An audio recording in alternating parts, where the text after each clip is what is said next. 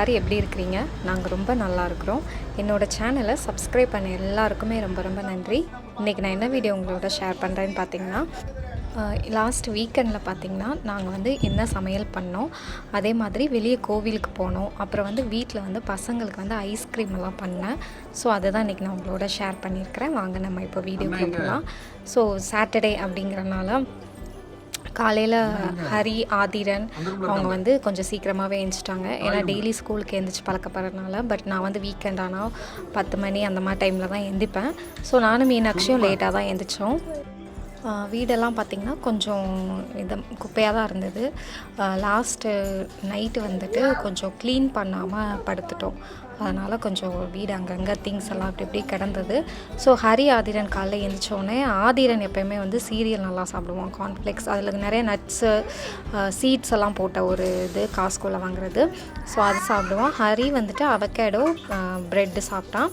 அப்புறம் நானும் மீனாட்சி எழுந்ததுக்கப்புறம் மீனாட்சிக்கு ப்ரஷ் எல்லாம் பண்ணி விட்டுட்டு அவளுக்கும் வந்துட்டு சரி சீரியல் கொடுத்துடலாம் அப்படின்னு சொல்லிட்டு அவளுக்கும் வந்துட்டு பாலை வந்து நல்லா ஒரு மிதமான சூட்டில் மைக்ரோவேவில் வச்சு சூடு பண்ணி கொஞ்சம் சீரியல் வந்து எங்கள் ஹஸ்பண்ட் வந்து வச்சு கொடுத்தாங்க சாப்பிட்றதுக்கு.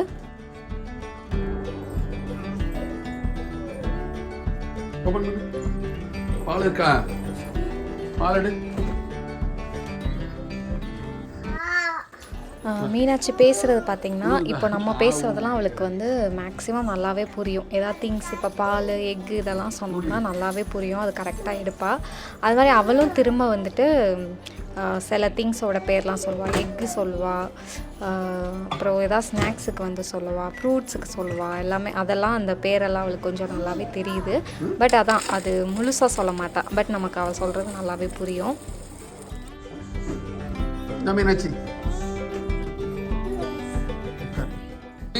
ஸோ நான் வந்து எந்திரிச்சிட்டு அப்புறம் நான் வந்து டீ குடித்தேன்.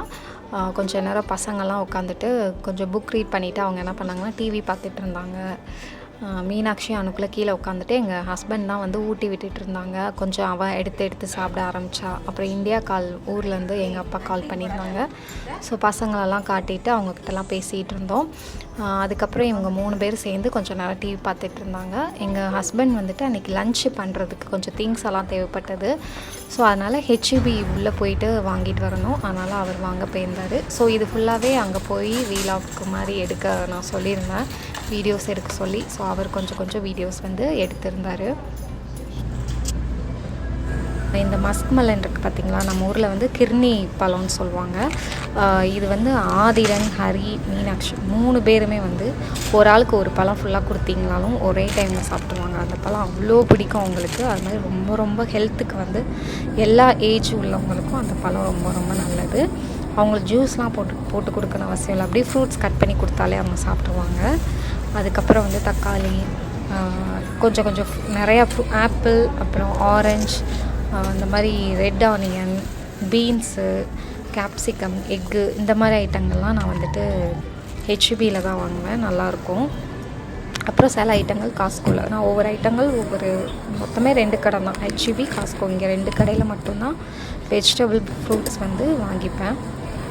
அப்புறம் நம்ம இந்தியன் வெஜிடபிள்ஸ் எல்லாமே இங்கே லோக்கலில் வந்து ஹிமாலயன் பஜார் அப்படின்னு சொல்லிட்டு ஒரு ஷாப் இருக்கும். ஸோ அங்கே வாங்க, இல்லைன்னா அலிபாபா, இந்த மாதிரி ஒரு 2-3 கடை இருக்குது நாங்கள் இருக்கிற ஏரியாலேயே.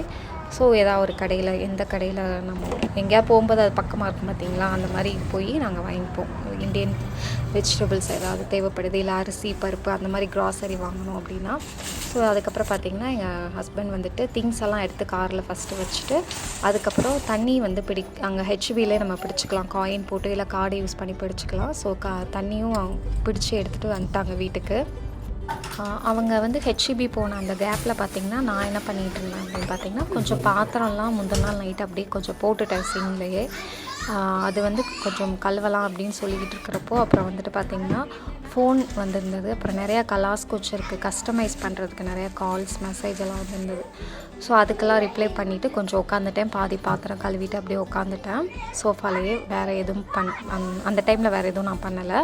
அதுக்கப்புறம் அவங்க வாங்கிட்டு வந்ததும் பார்த்திங்கன்னா அந்தந்த திங்ஸ் எல்லாம் எல்லாமே ஃப்ரிட்ஜு எல்லாத்துலேயுமே எடுத்து வச்சுட்டு என்ன லன்ச்சுன்னு பார்த்திங்கன்னா வெஜ் பிரியாணி பண்ணலாம் அப்படின்னு சொல்லிட்டு plan. So 1 kg veg biryani அன்றைக்கி நான் பண்ணேன். அந்த மாதிரி ஃப்ரிட்ஜில் நான் எடுத்து வச்சுட்டு இருந்தேன். ஸோ எக்கு எடுத்து வைக்கும்போது ஆல்ரெடி ஃப்ரிட்ஜில் ஒரு 2 எக் இருந்தது, அதை எடுத்து வெளியே வச்சுட்டு சரி இந்த ஃபுல் எக் இருக்கிற பாக்ஸை ஃபஸ்ட்டு வச்சுட்டு அடுத்து இதை எடுத்து வைக்கலாம் அப்படின்னு சொல்லி வெளியே தான் எடுத்து வச்சு அந்த கேப்பில் மீனாட்சி எப்படியும் எக் எடுத்துகிட்டு வந்து சோஃபாவில் ஃபுல்லாக கொட்டி நாஸ்தி பண்ணிட்டா. அப்புறம் சோஃபா கவர் எல்லாத்தையுமே எடுத்து க்ளீன் பண்ண போட்டு சோஃபாவுக்கு புது கவர் போட்டு அது ஒரு வேலை வந்துட்டு கொஞ்சம் நேரம் ஒரு 20 மினிட்ஸ் வந்து போய்கிட்டு இருந்தது.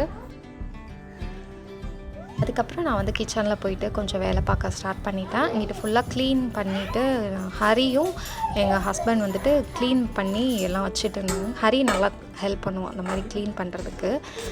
ஸோ நான் ஃபஸ்ட்டு வந்து பிரியாணிக்கு வந்து வெங்காயம் கட் பண்ணி வச்சுக்கலாம் அப்படின்னு சொல்லிவிட்டு எல்லாமே மெஷர்மெண்ட் பண்ணி பண்ணேன் அன்றைக்கி 1 kgக்கு. நான் மேக்ஸிமம் பிரியாணி ரெசிபி வந்துட்டு பார்த்திங்கன்னா யூடியூப்பில் வந்து ஜபார் பாய் அவர் இது பார்த்து பண்ணுவேன். எக்ஸாக்டாக அதே மெஷர்மெண்ட் போட மாட்டேன். ஏன்னா இங்கே வந்து எனக்கு ஸ்டவ் வந்து எலக்ட்ரிக் ஸ்டவ் அப்படிங்கிறனால தண்ணி சில ஐட்டங்கள்லாம் கொஞ்சம் கூட குறையாக ஊற்றுற மாதிரி இருக்கும். ஸோ கொஞ்சம் டிஃப்ரென்ஸ் ஆகும். பட் அவங்க மெத்தட் நான் யூஸ் பண்ணுவேன், ரொம்பவே நல்லா வந்தது. இதோட மெஷர்மெண்ட் எல்லாம் நான் டிஸ்கிரிப்ஷனில் கொடுக்குறேன், செக் பண்ணி பாருங்கள். ஃபஸ்ட்டு வந்து கடலெண்ணெய் ஊற்றிட்டு அது சூடானதும் கிராம்பு, பட்டை, பிரியாணி இலை, ஏலக்காய் இதெல்லாம் போட்டுட்டு கட் பண்ணி வச்சுருந்த வெங்காயம் போட்டு உப்பு ஒரு 2-3 டீஸ்பூன் போட்டு அந்த வெங்காயம் நல்லா ப்ரௌன் கலர் வர வரணும். அது வரை நம்ம வந்து மீடியம் டு ஹை ஃப்ளேமில் வச்சு அப்பப்போ கிண்டி விட்டு வதக்கிக்கணும். அப்புறம் வந்து இஞ்சி பூண்டு பேஸ்ட் பண்ணுறதுக்கு டைமில் ஸோ கீழே ஃப்ரெண்டு வீட்டில் அவங்க வந்து கொஞ்சம் அரைச்சி வச்சுருந்துருப்பாங்க. ஸோ வாங்கிட்டு வர சொல்லியிருந்தேன் ஹரியா, அவனும் வாங்கிட்டு வந்து வச்சுட்டான். ஸோ அதுக்கப்புறம் கத்திரிக்காய் வந்துட்டு பண்ணுறதுக்கு கத்திரிக்காய் கொச்சு மாதிரி பண்ணலாம் அப்படின்னு சொல்லிட்டு ஒரு 1/2 கிலோ கத்திரிக்காயில் பண்ணேன். ஃபஸ்ட்டு நல்லெண்ணெய் ஊற்றி அதை வந்து காய வச்சுட்டு கத்திரிக்காவை நல்லா கட் பண்ணி க்ளீன் பண்ணி தண்ணியில் போட்டு க்ளீன் பண்ணிட்டு தண்ணியில் போட்டு வச்சுட்டேன். இங்கிட்ட நல்லெண்ணெய் சூடானதும் அதில் வந்து கடுகு,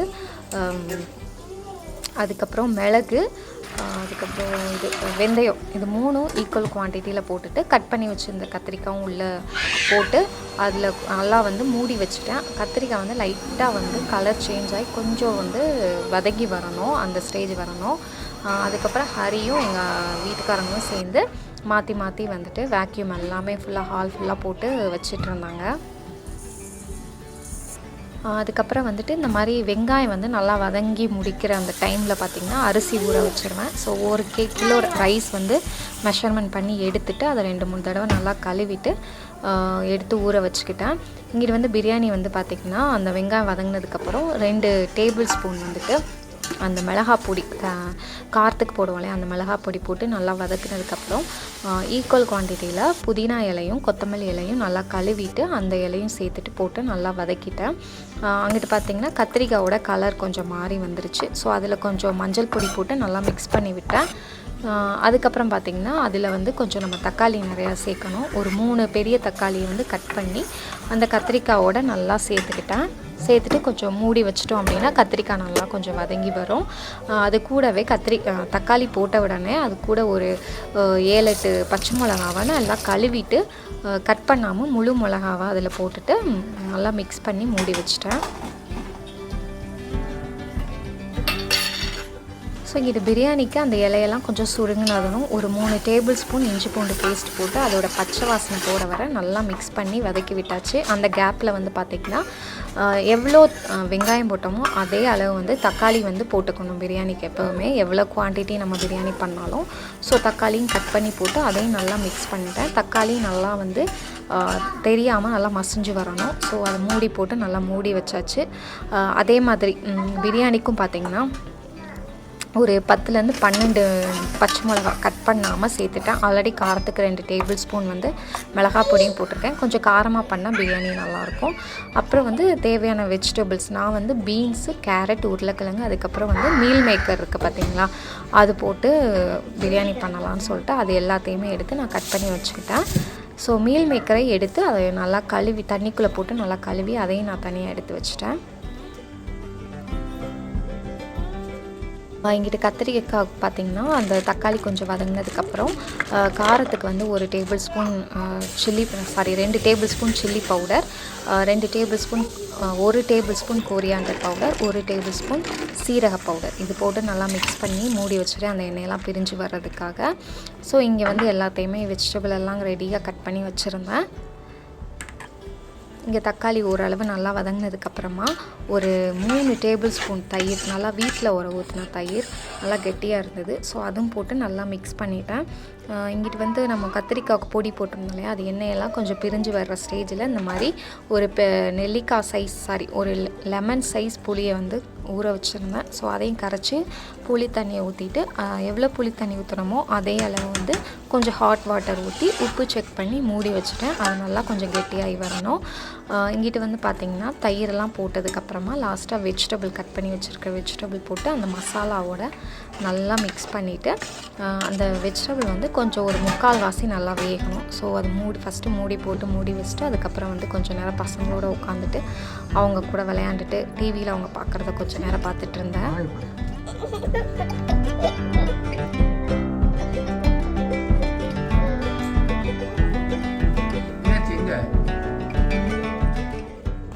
ஸோ மீனாட்சி வந்து கொஞ்சம் நேரத்துக்கு முன்னாடியே கீழே ஃப்ரெண்டு வீட்டுக்கு தூக்கிட்டு போயிருந்தாங்க பசங்க.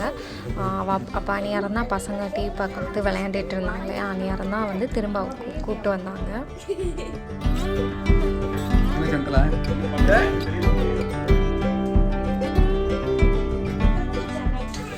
அதுக்கப்புறம் பார்த்திங்கன்னா தம் போடணும் இல்லையா, அதுக்கு ரைஸ் வந்து தனியாக வடித்து வைக்கணும். ஸோ அதுக்கு வந்து தண்ணி ஊற்றி ஆல்ரெடி கெட்டிலில் சூடு பண்ணி வச்சுருந்த தண்ணி தான். ஸோ லைட்டாக பபிள்ஸ் வர ஆரம்பிக்கும் போது நம்ம ஊற வச்சுருந்த ரைஸ் போட்டுட்டோம் அப்படின்னா டக்குன்னு ரெடி ஆயிரும். ரைஸ் வந்து வெந்துடும். ஒரு 3/4 வாசி வெந்தோடனே நம்ம இறக்கிடலாம். ஸோ வந்து கெட்டிலில் உள்ள தண்ணி ஊற்றிட்டு இது வந்து 1 கிலோ ரைஸ். ஸோ வந்து 4 கப்பு வரும்.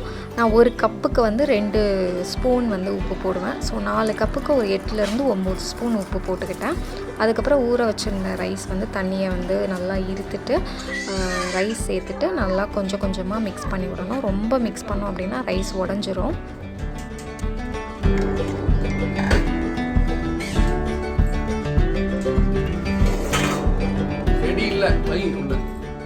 ஸோ அரிசி போட்டு கரெக்டாக என்னோடய அடுப்பில் பார்த்திங்கன்னா 10 நிமிஷத்தில் வந்து ரெடி ஆயிடுச்சு. நான் ஹை ஃப்ளேமில் தான் வச்சு பண்ணேன். பட் இது எலக்ட்ரிக் ஸ்டவ் அப்படிங்கனால கொஞ்சம் லேட் ஆகும். இதே இது இந்தியாவில் கேஸ் ஸ்டவ்வாக இருந்தோன்னா 5 நிமிஷத்துலேயும் உங்களுக்கு வந்து பாஸ்மதி ரைஸ் வந்து டக்குன்னு வெந்துடும், ஊற வச்சுருந்த ரைஸ். பட் எனக்கு வந்து 10 நிமிஷம் ஆச்சு. ஸோ கொஞ்சம் தண்ணியும் தேவைப்படும் லாஸ்ட்டாக ஊற்றுறதுக்கு, தம் போடுறதுக்கானால கொஞ்சம் தண்ணியும் எடுத்து வச்சுட்டு ரைஸ் அந்த சாதத்தை நல்லா வடித்து வச்சுட்டேன். இங்கிட்டு பார்த்திங்கன்னா காய் வந்து முங்குற அளவுக்கு தண்ணி ஊற்றி அதை மூடி வச்சு வேக விட்டுருங்க. ஸோ அளவெல்லாம் நான் காய் முங்குற அளவு அந்த கண் அளவு தான். ஸோ காய் வந்து நல்லா முங்கி இருக்கணும். அதுக்கப்புறம் நம்ம வடித்து வச்சுருந்த ரைஸ் போட்டுட்டு இது கிண்டுறதுக்கு வந்து என் ஹஸ்பண்ட் கிண்டி விட்டார்னா கொஞ்சம் எனக்கு ஈஸியாக இருக்கும். எனக்கு கிண்டுறது கொஞ்சம் கஷ்டமாக இருக்கனால நான் அவரை கிண்டி விட்டு இந்த மாதிரி தண்ணி ஊற்றினார்.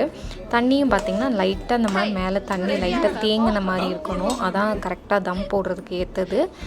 இந்த மாதிரி ரொம்ப தண்ணி இருந்துச்சுன்னா குழஞ்சி வந்துடும். ஸோ லைட்டாக அந்த மாதிரி மேலே தேங்கின மாதிரி இருந்தது அப்படின்னா நமக்கு ரைஸ் வந்து கீழே அடி பிடிக்காமல் நல்லா உதிரியாக நல்லா வரும் பிரியாணி. ஸோ மீனாட்சி ஸ்மெல் பார்த்து எதுவும் கண்டுபிடிப்பாளா இல்லை கிச்சனில் நம்ம பண்ணுறோம் அப்படின்ட்டு வந்துடுவாளான்னு தெரில. கரெக்டாக நம்ம சமைக்கிற நேரம் பிளேட் எடுத்துகிட்டு வந்துடுவா வேணும் அப்படின்னு சொல்லிட்டு. இன்னும் ரெடி ஆகலை, வெயிட் பண்ணுன்னு அவளுக்கு சொல்லிவிட்டு இங்கிட்டு மூடி வச்சுட்டு கரெக்டாக அந்த ஓரத்துலலாம் புகை வரும்போது திரும்ப ஃபுல்லாக ஸ்டவ்வை வந்து ரொம்ப கம்மியான ஃப்ளேமில் வச்சுட்டு ஃபஸ்ட்டு 20 மினிட்ஸ் வந்து தம் போட்டுக்கிட்டோம் மேலே வெயிட் வச்சுட்டு. ஸோ அதுக்கப்புறம் பசங்க வந்து ஐஸ்கிரீம் ரொம்ப கேட்டுகிட்டே இருந்தாங்க. ஸோ வீட்டில் ஐஸ்கிரீம் பண்ணியும் ரொம்ப நாள் ஆச்சு. லாஸ்ட்டாக ஓரி ஐஸ்கிரீம் பண்ணேன். அதுக்கப்புறம் வந்துட்டு இடையில ஒருக்கா வெண்ணிலா மட்டும் பண்ணேன்.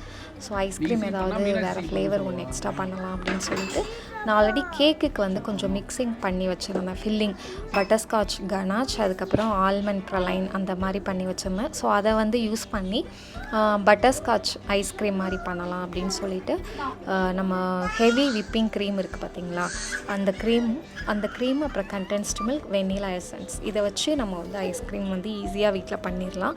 ஸோ ஃபஸ்ட்டு வந்து நான் ஹெவி விப்பிங் க்ரீம் வந்துட்டு ஒரு 6 கப்பு ஊற்றிக்கிட்டேன். நான் நிறையா குவான்டிட்டி பண்ணுறதுனால 6 கப் நான் வந்து ஊற்றிக்கிட்டேன். பட் இதோட ஆக்சுவல் மெஷர்மெண்ட் பார்த்திங்கன்னா 3 கப்பு நீங்கள் வந்துட்டு விப்பிங் க்ரீம் ஊற்றுனீங்க அப்படின்னா அதில் வந்துட்டு 1 கப் ஃபுல்லாக, ஒரு கேன் ஃபுல்லாக கண்டென்ஸ்டு மில்க் வந்து நீங்கள் வந்து ஊற்றிக்கணும். ஸோ அது அது வந்து கரெக்டாக இருக்கும் ஸ்வீட்டு. அப்புறம் 1 டீஸ்பூன் வெண்ணிலா எசன்ஸ், இதுதான் கம்மியான குவான்டிட்டிக்குள்ள மெஷர்மெண்ட். பட் நான் வந்து 6 கப் ஊற்றுறதுனால 2 கேன் வந்து கண்டென்ஸ்டு மில்க் சேர்த்துக்கிட்டேன். நிறைய பேர் நினைப்பீங்க இவங்க ஏன் இவ்வளோ சமைக்கிறாங்க அப்படின்னு சொல்லிட்டு. நான் வந்து அந்த வாரம் வந்து என்னோடய ஃப்ரெண்ட்ஸ்க்கும் சேர்த்து நான் சமையல் பண்ணேன். எல்லா வாரமும் நான் மட்டும் பண்ண மாட்டேன். ஸோ லாஸ்ட்டு 2 வீக்ஸ் வீக்கெண்டு பார்த்திங்கன்னா ஒவ்வொரு ஃப்ரெண்டு வந்து அவங்க பண்ணியிருந்தாங்க. ஸோ நான் ஒரு வாரம் பண்ணுவேன். இந்த மாதிரி நாங்கள் மாற்றி ஒவ்வொரு வாரமும் பண்ணிக்கிட்டோம் அப்படின்னா ஒவ்வொருத்தருக்கு வேலை கொஞ்சம் ஈஸியாக இருக்கும் இல்லையா. ஸோ யாரால் முடியுதோ அவங்க நாங்கள் பண்ணிப்போம். அது ஒரு ஜாலியாக போகும் வீக்கெண்ட் அப்படின்னா.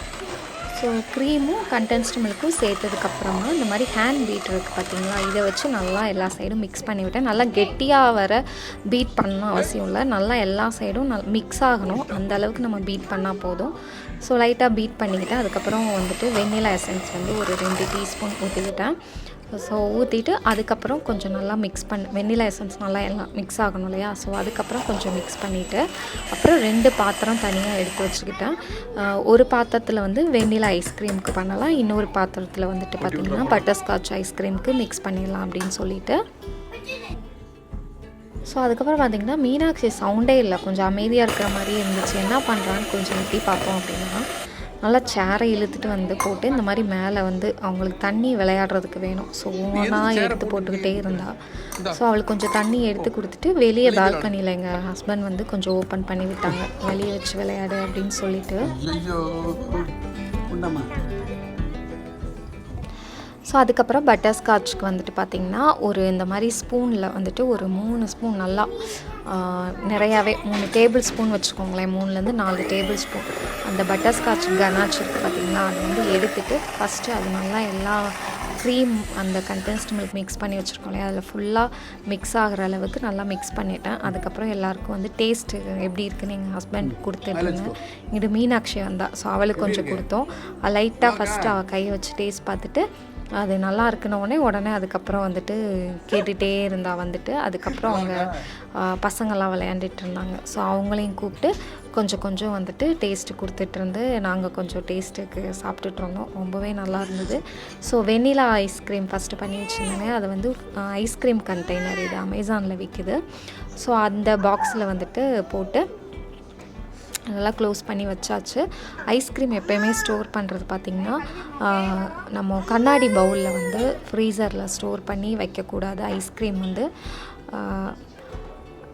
பிளாஸ்டிக் பவுலாக இருந்தால் ரொம்ப நல்லது. ஒன்று ஐஸ்கிரீம் ஸ்டோர் பண்ணுறதுக்குன்னு இந்த மாதிரி கண்டெய்னர் விற்பாங்க, ஸோ அதில் வச்சோம் அப்படின்னா நல்லது. இல்லை அப்படின்னா அந்த ஃப்ரீசர் சேஃபான பிளாஸ்டிக் பவுல்ஸ் இருக்கும், பாக்ஸஸ் இருக்கும், அந்த மாதிரி பாக்ஸில் வந்து பிளாஸ்டிக் பாக்ஸில் வச்சிங்க அப்படின்னா ஐஸ்கிரீம் நல்லா செட் ஆகி வரும் உங்களுக்கு.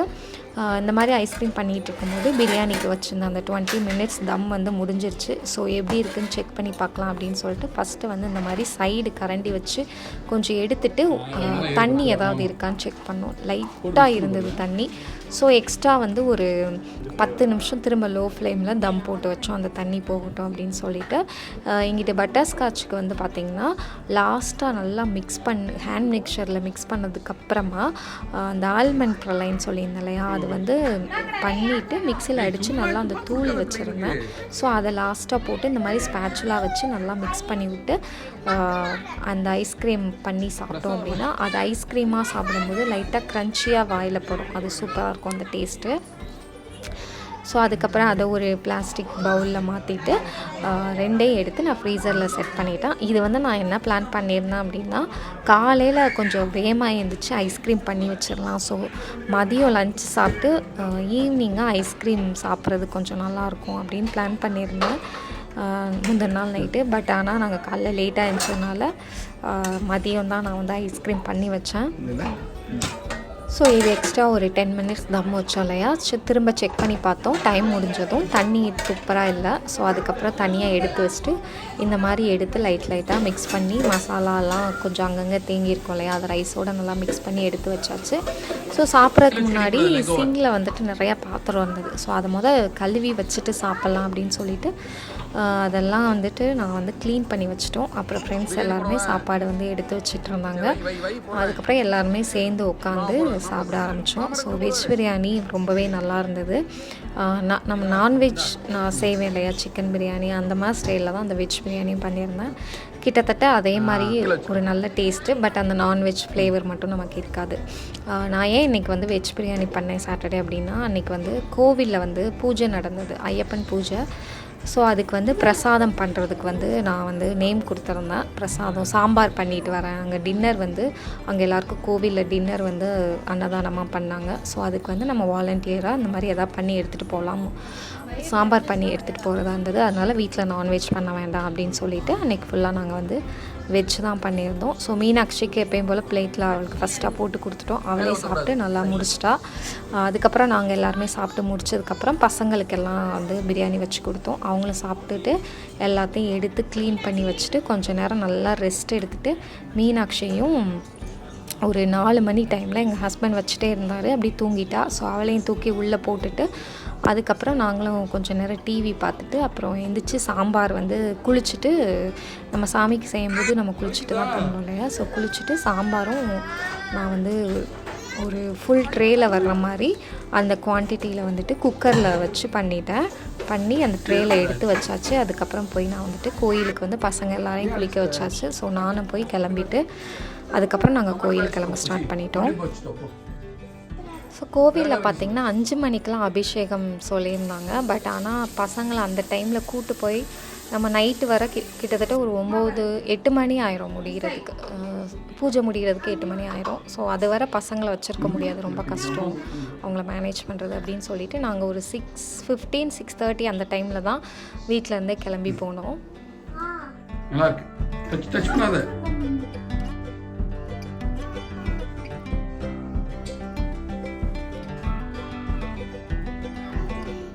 எங்க போறீங்க? எங்க கோயில் போறியா? இல்லையா?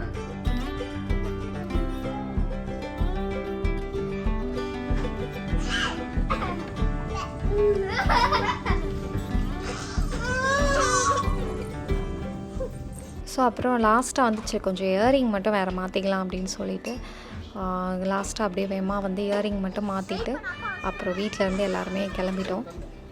ஃபஸ்ட்டு வந்து எங்கள் வீட்டுக்காரங்க சாம்பாரை போய் காரில் வச்சுட்டு வந்துடுங்க, இல்லைனா பசங்களை கூட்டிகிட்டு போகும்போது சாம்பாரையும் தூக்கிட்டு போனோம்னா ரொம்ப ரிஸ்க் அப்படின்னு சொல்லிட்டு ஃபஸ்ட்டு அவங்க போய் சாம்பாரை வச்சுட்டு வந்துட்டு திரும்ப நாங்கள் எல்லாருமே அப்படி கிளம்பி கோயிலுக்கு கிளம்பிட்டோம்.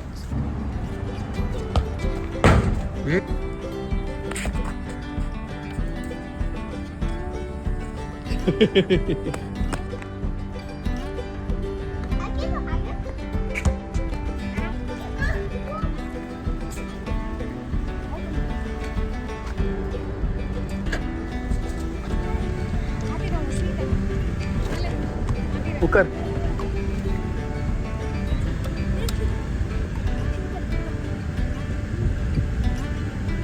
அரிசி பில் போடுப்பா. ஸோ கோவில் பார்த்திங்கன்னா எங்கள் வீட்டிலேருந்து ஒரு 20-25 மினிட்ஸ் ஆகும் டிராஃபிக்கை பொறுத்து நம்ம போகிற டைம். பட் ஆனால் மினிமம் 20 மினிட்ஸ் கீழே போக முடியாது, 20 மினிட்ஸ்க்கு மேலேயே ஆகும். ஸோ போகும்போது வந்து சாமி போட்டே போனோம். கொஞ்சம் கோயில் போகிற ஃபீலிங் இருக்கும் இல்லையா, நம்ம ஊரில் அந்த போடுவாங்க இல்லையா, நம்ம ஊர் சைடெல்லாம் சாமி பாட்டு அந்த மாதிரி பாட்டு போட்டு அன்றைக்கி புரட்டாசி ஃபஸ்ட்டு சனிக்கிழமை வேறு. ஸோ அந்த மாதிரி பாட்டு போட்டு கோயிலுக்கு போயாச்சு.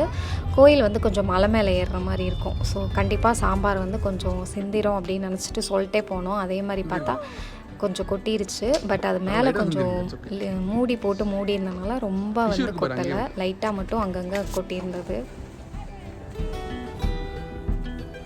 என்னாச்சு? ஸோ நாங்கள் போனால் அப்போ தான் பஜனை எல்லாம் பாடிட்டு இருந்தாங்க. சாமிக்கு நல்லா வந்து அலங்காரம் பண்ணி பஜனை பாட்டு இதெல்லாம் பாடிட்டு இருந்தாங்க. ஸோ சாமி கும்பிட்டு அதுக்கப்புறம் லாஸ்ட்டாக வந்து அவங்கக்கிட்ட பிரசாதம் எல்லாருமே வாங்கிட்டு அன்னதான ஹாலுக்கு போயிட்டோம் சாப்பிட்றதுக்கு. ஸோ அங்கே வந்து இந்த மாதிரி கையில் கொடுத்துட்டாங்க. அவங்க நமக்கு சர்வ் பண்ணலாம் முடியாது, ஏன்னா கூட்டம் நிறையா பேர்.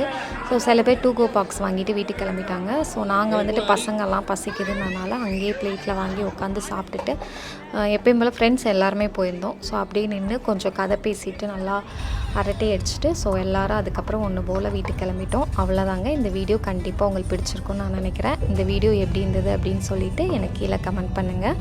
தேங்க்யூ.